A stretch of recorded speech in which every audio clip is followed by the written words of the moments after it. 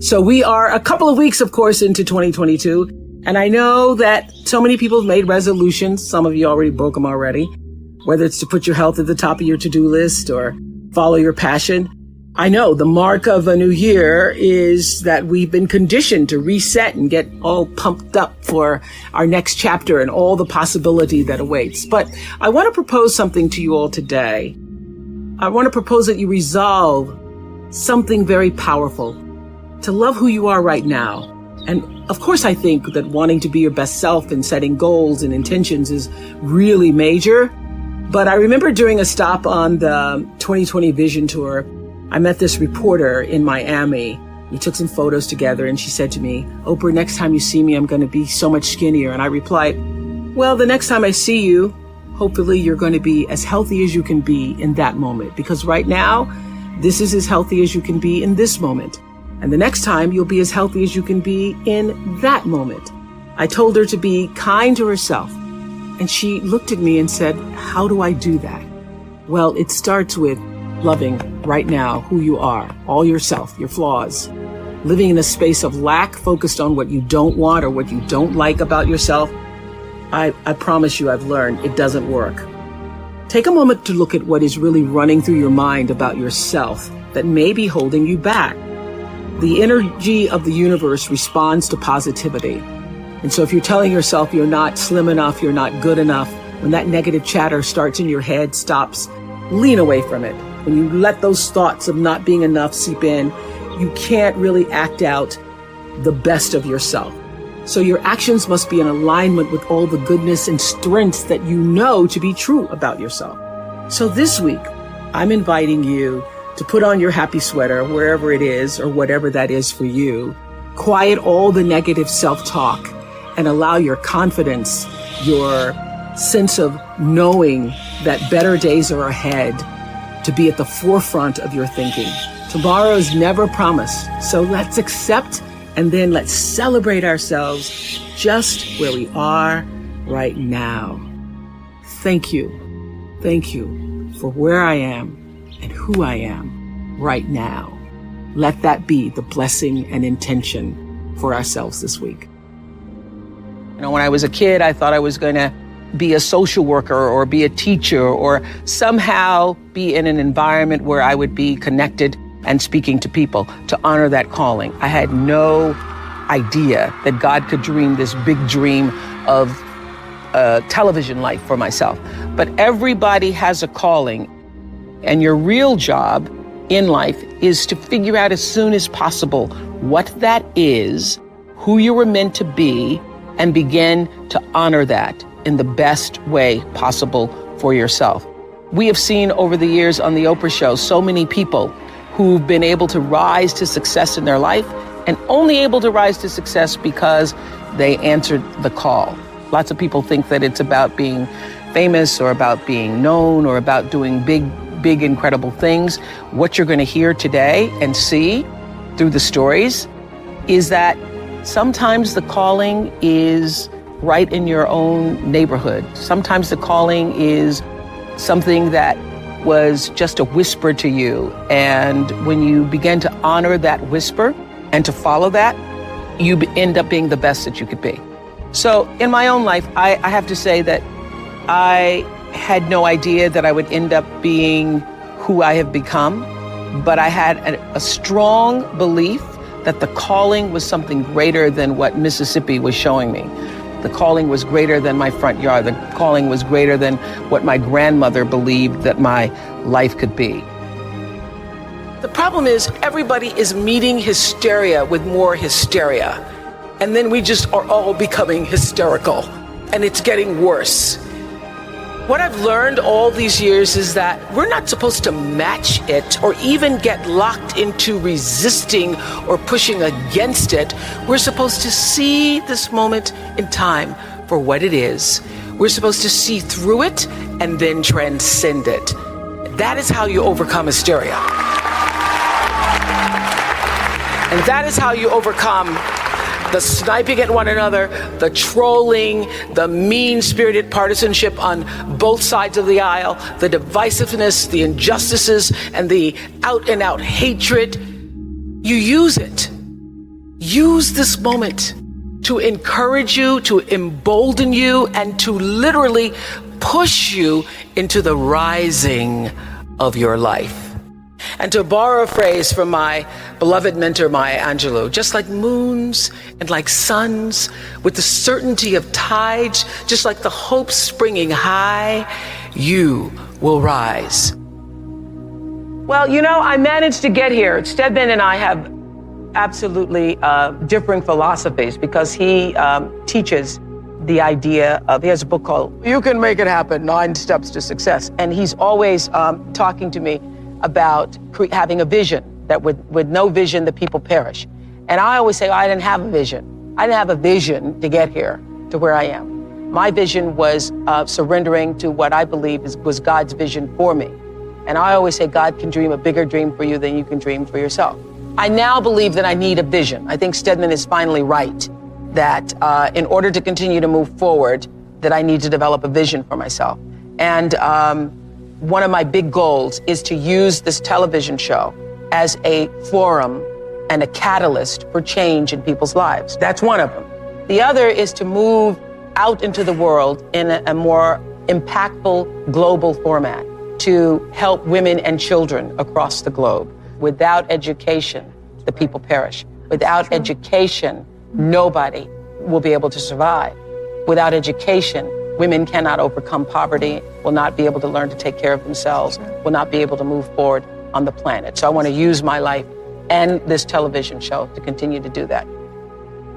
I think some people think that, are under the impression that I was born empowered, that I was born coming out of the womb, ready to interview a Klansman. But the truth is, I know very well what it's like to be marginalized, to be told either subtly or quite directly that my contribution isn't or wasn't welcome, that my face was invisible, and that my needs were an affront. So back when I was doing the news in Baltimore, I asked to be paid the same as my co-anchor, who did exactly the same job as I was doing. And I expected that I would be compensated. So I went in and I asked that I would get the same amount of money.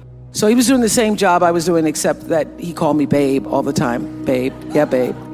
Anyway, I was told by my news director and by the general manager, because first I went to the news director, then I went to general manager, and I was told that because I was a single woman who didn't have a mortgage and I didn't have kids, that I was not entitled to earn the same kind of money as the man who was sitting next to me doing the same thing.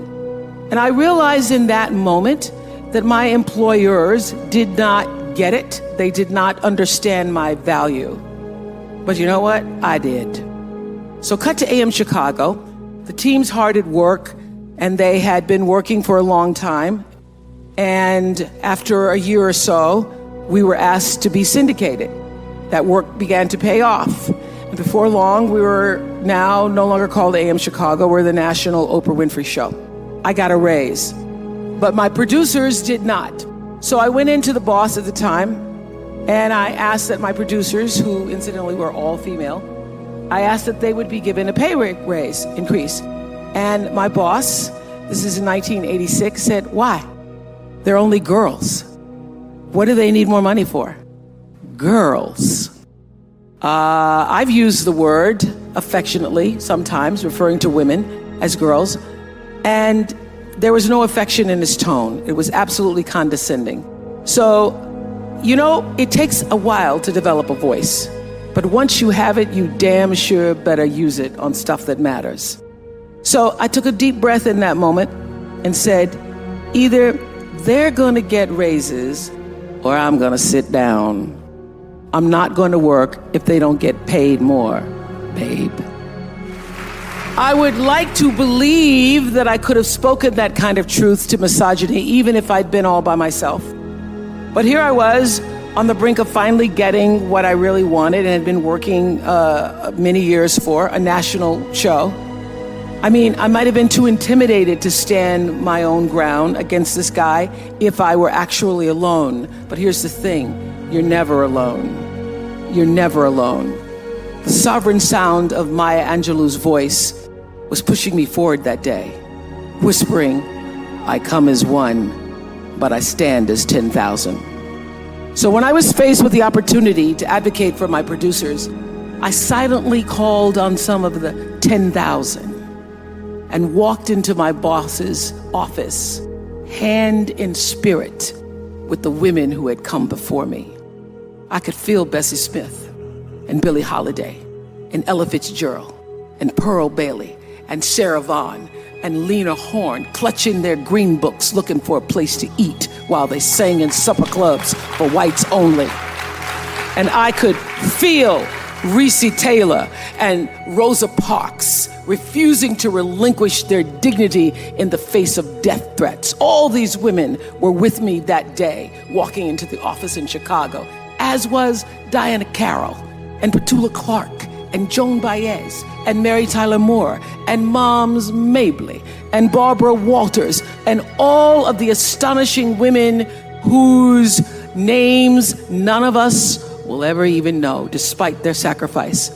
And I'm pretty sure I even heard Shirley Chisholm urging me on with this thought: if they don't give you a seat at the table, bring a folding chair. I understood that there were so many times that many women from my mother's generation, and God knows my grandmother's generation, who were forced to grit their teeth and just take it because standing up for themselves wasn't even an option. The risk was too great, and they knew it. But they also knew in their bones what my dear friend Maya put so eloquently into words when she says, you may not control all the events that happen to you, but you can decide not to be reduced by them.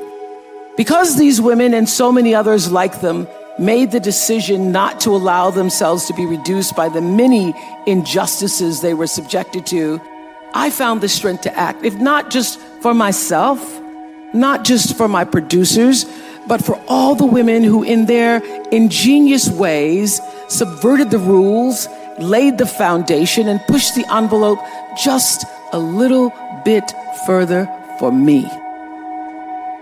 We all are here to fulfill the dreams of those who came before us. Maya used to say, you've been paid for. You've been paid for, young people, so put your crown on your head and wear it. We are here not merely to bear witness, but to be the new voices of an extraordinary new age. You see, when I was growing up, there were no black people in the media, just buckwheat on television. And I was constantly doing that thing, looking to find myself. And what I found instead was Leave It to Beaver and Donna Reed and Lassie, although technically I guess Lassie was mostly brown. The point is, though, we are now able to see ourselves reflected through entertainment. But what pleases me most is that we're beginning to see on screen, what we're beginning to see is starting to change the landscape of what we see behind the scenes, what Kamal was talking about, true inclusion. And what I realized during all those years doing the Oprah Show, and the reason that OWN is now thriving, is how essential it is to see yourself reflected in other people's stories. It's something that you, as white people, never have to even think about. Because the more you see a broader and richer and more nuanced depiction of yourself and your neighbor and the world, the more empowered you become. And it's that sense of empowerment that actually tethers us to the universe. It gives us at least a glimpse of how connected we all are. So what a blessed sign of progress it is to know that millions of kids in 2019 don't have to stand with their noses pressed up against the window or the television screens, looking in at a family that makes them feel less than by comparison. Today, we can point to work that says you are every bit as valued and vital to the fabric of life as anyone else. You are a part of a community. But it takes time. It takes time to see yourself. It takes time to hear yourself and to feel appreciated for just being yourself. Empowerment does not happen overnight. Like change, it is never just one thing. It is a series of consistent steps great and small, that proves to us again and again that genuine change is actually possible. So many people are worried about building a brand. I hear kids on social media talking about their brand. And I used to really resent the word when people would say to me, oh, you have this brand, because I never even thought about a brand. I just thought about day in and day out making the best right choice for me. But now I embrace it because I recognize people see me as a brand. But for me, it's not a business. It is a question of what do you stand for? And I will say this, you're nothing if you're not the truth. And that's if I could leave you with any message today, that is it. The biggest reward is not financial benefits, though it's really good. You can get a lot of great shoes.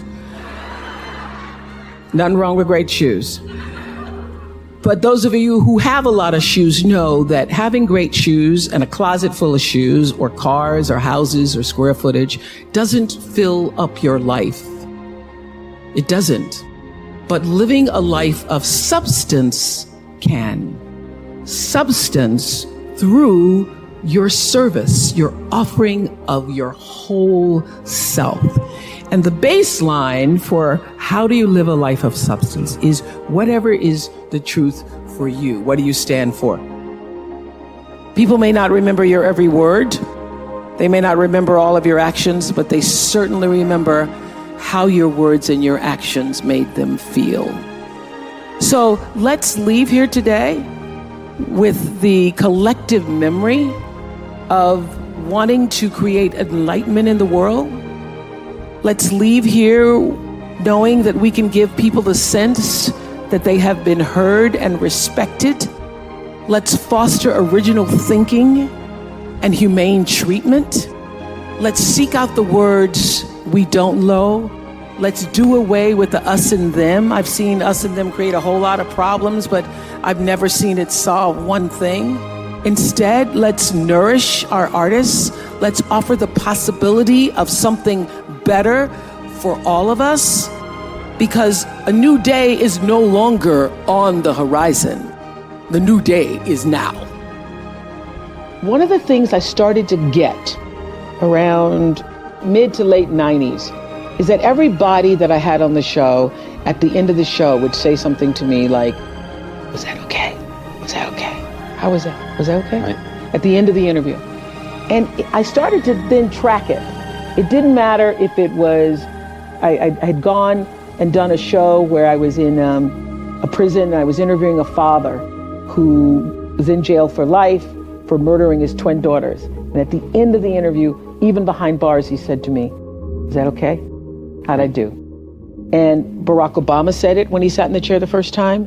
And George Bush said it. This is what I learned sitting in that chair for 25 years.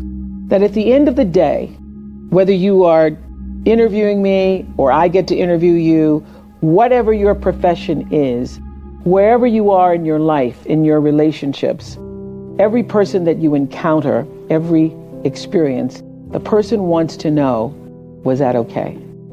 Was that okay?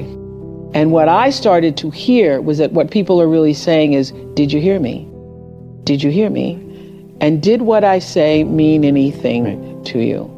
And so I started to listen with that in mind, with that intention of validating that your being here, you're speaking to me, you're taking the time to do this with me is important because you matter. And that's true for everybody who's watching or listening, that every argument that you ever have, every encounter, the person just wants to know, did you hear me? Did you see me? And did I say anything that mattered? Everybody works hard and everybody has their own dreams. There was a time where I used to spend a lot of energy wanting things. Of course, it's easy for me to say, oh, things don't define you because I got a lot of things. Things are nice. I like them. But this is what I learned. When you can surrender to the dream, you get to live in the space of the higher power. You get to live in the space that you purposefully have come to earth to claim for yourself. So, around 1984, I was sitting in bed one morning. I was reading the New York Times review of The Color Purple. And I thought, whoa, this sounds like a really great book. I got out of bed in my pajamas, put on my galoshes, and went to the store to get the copy of The Color Purple. I read The Color Purple in one afternoon, went back to the bookstore, bought every book of The Color Purple. I took the books to the office, and I said to everybody, y'all got to read this book. Oh my God, you got to read this book, Color Purple. I needed a book club. I didn't have one. So I passed out the book to everybody I knew. Please, read The Color Purple, read The Color Purple. Then I start to hear that somebody's going to do a movie about The Color Purple. But I don't know anybody in the movie business. By this time, I was on AM Chicago. I don't know anybody. I start praying to God. God, please help me find a way to get into Color Purple. I say, Jesus, I don't even have to have a speaking part. I will be, because I went to the movies and I saw on the movie credits, at the last credit, there's something called Best Boy. So I said, Jesus, if you just let me be Best Girl, that'll be all right by me. I can be Best Girl. I can carry the script. I can help the people with the water. I can do whatever. So I start praying for The Color Purple. As divine law would have it, Quincy Jones comes to Chicago. And he is in Chicago for 1/2 of a day because somebody has filed a suit against Michael Jackson claiming that Billie Jean was their lover and that's not his song. So Quincy had taken the red eye to Chicago. He was in his hotel room. He was coming out of the shower, and the television in his hotel room is on AM Chicago. There sits little chubby me with my Jerry curl on AM Chicago. Quincy Jones tells Reuben Cannon, the casting agent, I think I found Sophia. So I get a call from Reuben Cannon who says, I'm calling about a movie. It's called Moon Song. Would you be interested to come and audition? And I say, I have not been praying for Moon Song. I have not been praying for Moon Song. I've been praying for The Color Purple. He said, well, I think you should come and audition. So I go to audition. You know, movie people, they make everything all secret. Steven Spielberg didn't want anybody to know he was doing Color Purple. So on the outside of the script, it says Moon Song. But I know all the words by heart.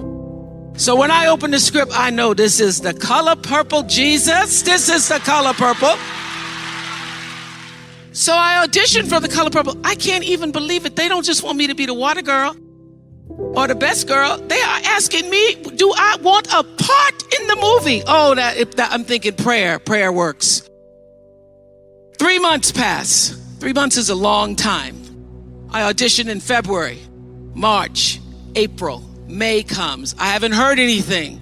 So I call Reuben Cannon. I say, Mr. Cannon, I'm sorry, sir, I haven't heard anything. I expected to hear something by now. And Reuben Cannon, African-American man, says to me, you don't call me, I call you. And I didn't call you. Do you understand that I have real actresses who have auditioned for this part? Real actresses. And he tells me who just left his office. And I went, well, okay, I'm not getting that part. So I hang up the phone and I start crying. I can't believe that God has played this trick on me. I think this is a trick. So I decide that this is because the fat has finally caught up with me. The fat has finally caught up with me, and now I must get rid of the fat. In 2 weeks, I am going to go to a fat farm and I'm going to lose 25 pounds. I'm going to drink a lot of green juice. I'm going to have some cleanses and colonics. So I also was trying to make peace with it. I said, God, I don't understand. I thought it was for me. You ever had that talk with God? I thought it was for me. I thought it was for me. God, you let me audition with somebody named Harpo. That's my name backwards. Jesus, that was a sign. Wasn't it a sign? And then 3 months pass, and then Reuben Cannon says, real actresses have just left his office. So I start to pray on the track. I'm out on the track at the fat farm, and I am running around at the track at the fat farm. It starts to rain. Y'all know how that is. But I don't even care, because I am praying to God to help me to let it go. Help me let it go, because now I've become obsessed with it and it's now controlling my life. I start praying, running around the track, and I keep hearing this noise, and I can't, there's nobody on the track but me, and I'm running around the track. And I look around and it is my thighs rubbing together. My thighs are rubbing together, causing this thunderous sound. There's nobody on the track. So then I really start to cry. Oh Lord, help me. Help me let it go. Help me let it go. Help me let it go, God. Help me let it go. And you ever did this prayer where you say, okay, Lord, okay, I'm gonna let it go. Then you get up and you go, well, I think I still got a little bit of it. I did. Help me let it go. But I am not gonna be able to see the other actress in my part. I won't be able to see it. I won't be able to see Color Purple. Just can't never see it the rest of my life. I won't be able to see it. So then I started, I don't know where it came from. I surrender all. I surrender all.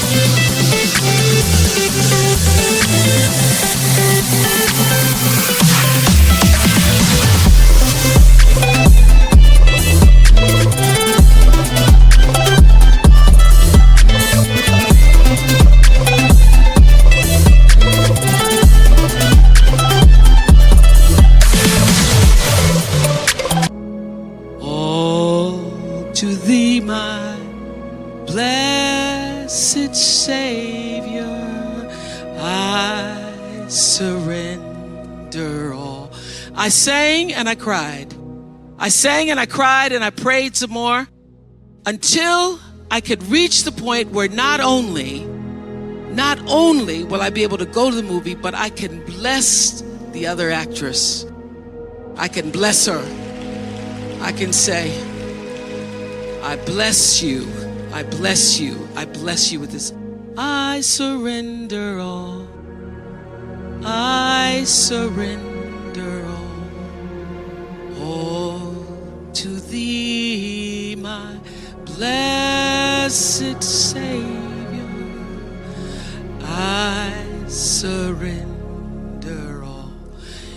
And I tell you in my greatest testimony, that the instant I laid that thing down, I'm telling you, when I laid it down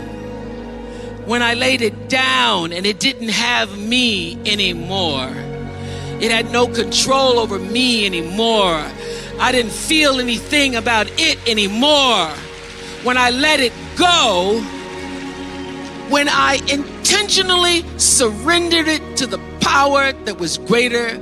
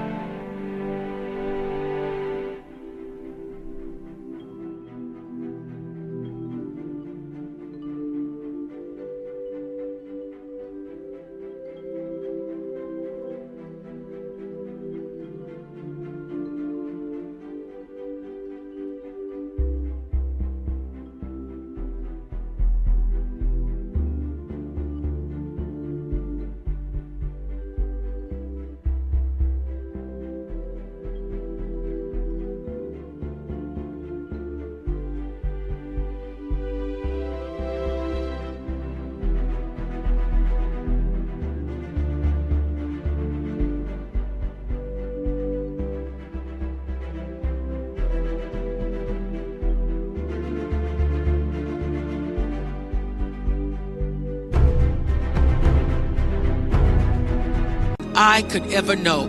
The instant that happened, a woman comes running out of the cafeteria screaming, Winfrey?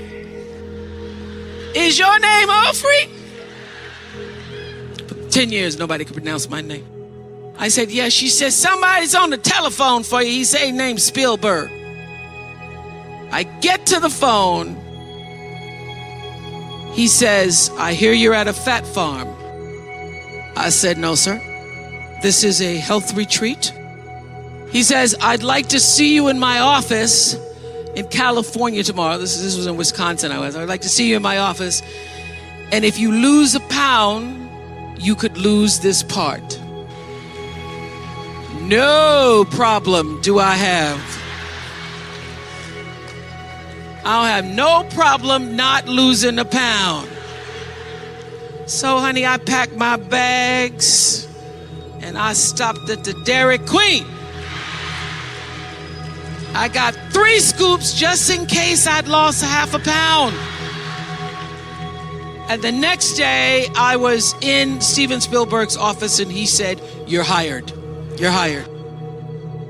You have no idea of the power of noticing another human being and what it feels like when somebody knows that they have been seen, truly seen by you. It is the greatest offering you can give. And all those years of the Oprah Show, the greatest lesson I learned was that, after every show, someone would say invariably in one way or another, how was that? I'd finish an interview with the father who killed his twin daughters. I'd finish an interview with a politician, Barack Obama, Joe Biden, George Bush, Beyonce. They all say the same thing. How was that? And so I started to see that there's this common thread in our humanity where everybody wants to know, how was that? Did I do okay? Did you hear me? And did what I say mean something to you? So I would have to say that recognizing that in other people has helped me to become, a person of compassion, a person of understanding, a person who can interview anybody about anything. Because I know that the core of you is the same as the core of me. You just want to be heard.